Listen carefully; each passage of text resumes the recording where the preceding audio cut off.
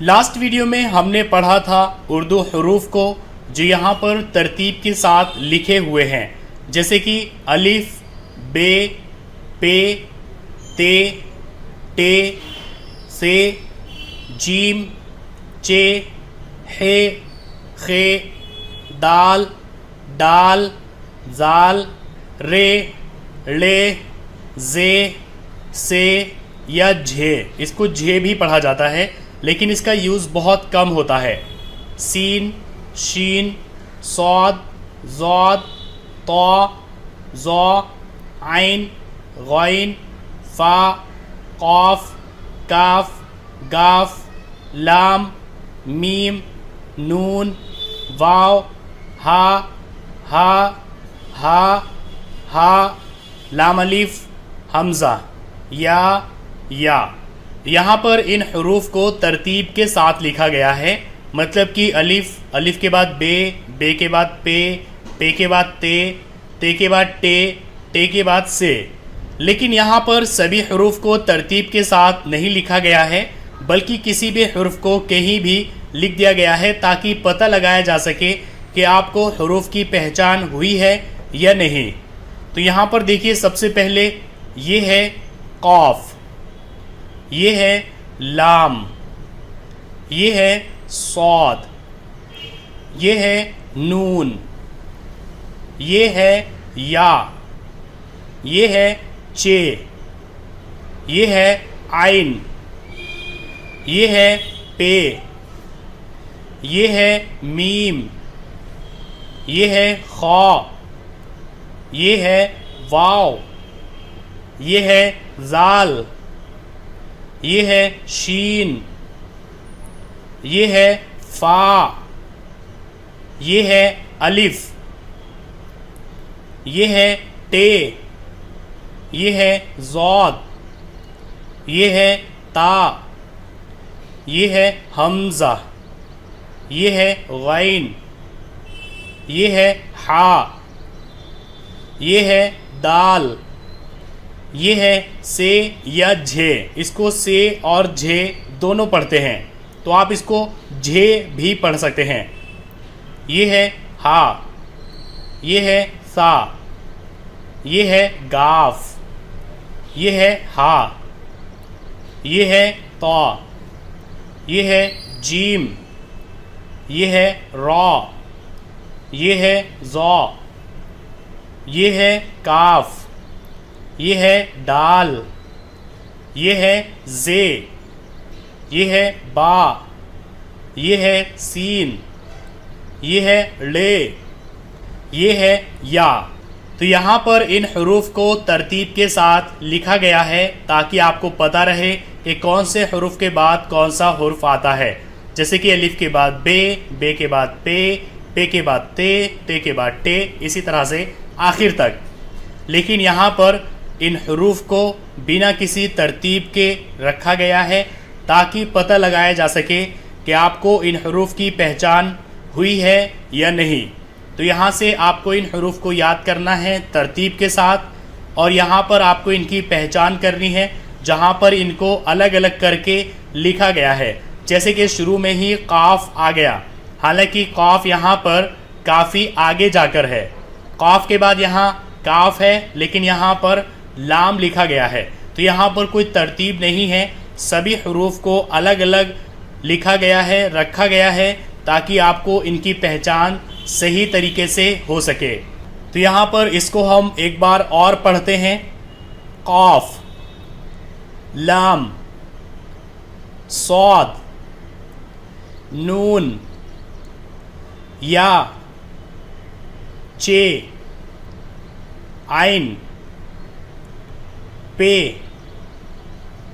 میم، خا، واو، زال، شین، فا، الف، ٹے، ضاد، تا، حمزہ، غین، ہا، دال، جھے، ہا، سا گاف ہا طا جیم را ظا کاف دال زا با سین لے یا۔ تو آج کے لیے بس اتنا ہی، آپ اسی کی پریکٹس کیجئے۔ یہاں پر آپ کو سبھی حروف کی پہچان اچھے طریقے سے ہو جانی چاہیے۔ آپ کو پتہ ہونا چاہیے کہ یہ ہا ہے، آپ کو پتہ ہونا چاہیے یہ گاف ہے، آپ کو پتہ ہونا چاہیے یہ فا ہے، آپ کو پتہ ہونا چاہیے یہ چے ہے، آپ کو پتہ ہونا چاہیے یہ جھے ہے، آپ کو پتہ ہونا چاہیے کہ یہ ڈال ہے، یہ سین ہے، یہ لے ہے، یہ جیم ہے، یہ را ہے، یہ تا ہے، یہ حمزہ ہے، یہ دال ہے، یہ خا ہے، یہ شین ہے۔ تو آپ کو سبھی حروف کی پہچان بہت اچھے طریقے سے ہو جانی چاہیے اس سبق تک۔ اب یہاں پر ان حروف کو ہم ہندی کے حساب سے بھی سمجھ لیتے ہیں تاکہ آپ کو یاد رکھنے میں، سمجھنے میں آسانی ہو جائے۔ جیسے کہ پہلا حروف ہے الف، تو ہندی میں جو کام اے کا ہوتا ہے وہی اردو میں الف کا کام ہوتا ہے۔ یہ ہے بے، ہندی میں بے اور اردو میں بے، دونوں کا سیم ورک ہے۔ اس کے بعد ہے پے، ہندی میں پے، پے سے پتنگ، اور اردو میں پے ہوتا ہے، پے سے پتنگ۔ اس کے بعد تے، ہندی میں تے ہوتا ہے، تے سے تن، اور اردو میں تے ہوتا ہے، تے سے تن۔ اس کے بعد ٹے، ہندی میں ٹے ہوتا ہے، ٹے سے ٹماٹر، اردو میں ٹے ہوتا ہے، ٹے سے ٹماٹر، دونوں کا سیم ورک۔ اس کے بعد سے، ہندی میں سے ہوتا ہے، سے ثمر پھل، اور اردو میں سے ہوتا ہے، سے ثمر پھل۔ اس کے بعد جیم، ہندی میں جو کام جے کا ہوتا ہے اردو میں جیم کا وہی کام ہوتا ہے، جیسے کہ جے سے جگ، جیم سے جگ۔ اس کے بعد چے، ہندی میں جو کام چے کا ہوتا ہے وہی کام اردو میں چے کا ہوتا ہے، جیسے کہ چے سے چاقو، تو اردو میں چے سے چاقو۔ اس کے بعد ہے، ہندی میں جو کام ہے کا ہوتا ہے وہی کام اردو میں ہے کا ہوتا ہے، جیسے کہ ہے سے حملہ، تو اردو میں ہے سے حملہ۔ اس کے بعد خے، ہندی میں کھے ہوتا ہے، اردو میں خے ہوتا ہے، جو کام کھے کا ہوتا ہے جیسے کھے سے خرگوش، ویسے ہی اردو میں خے سے خرگوش۔ اس کے بعد دال، ہندی میں دے ہوتا ہے، اردو میں دال۔ اس کے بعد ڈال، ہندی میں ڈے ہوتا ہے، ڈے کا جو کام ہوتا ہے وہی کام اردو میں ڈال کا ہوتا ہے، جیسے کہ ڈمرو، ڈے سے، اسی طرح اردو میں ڈال سے ڈمرو۔ اس کے بعد زال، ہندی میں جے ہوتا ہے، اردو میں زال ہوتا ہے، جو کام جے کا ہوتا ہے وہی کام زال کا ہوتا ہے۔ اس کے بعد رے، ہندی میں رے، اردو میں رے۔ اس کے بعد لے، ہندی میں اڑے ہوتا ہے، اردو میں لے ہوتا ہے۔ اس کے بعد زے، ہندی میں صرف جے ہوتا ہے، جبکہ اردو میں زال، زے، زو اور زواد، یہ سب زے کی ہی آواز نکالتے ہیں۔ اس کے بعد ہوتا ہے جھے، ہندی میں جھے ہوتا ہے، اردو میں جھے ہوتا ہے، جھے سے جھرنا، جھے سے جھرنا۔ اس کے بعد سین، ہندی میں سے، چھوٹا سے، اس کے لیے سین، اور ہندی میں بڑا شے، اس کے لیے یہاں پر بڑا شین، 3 نقطوں والا۔ اس کے بعد سواد، ہندی میں اس کے لیے سے ہی یوز ہوتا ہے، جبکہ اردو میں سواد۔ ہندی میں جے، اردو میں زواد۔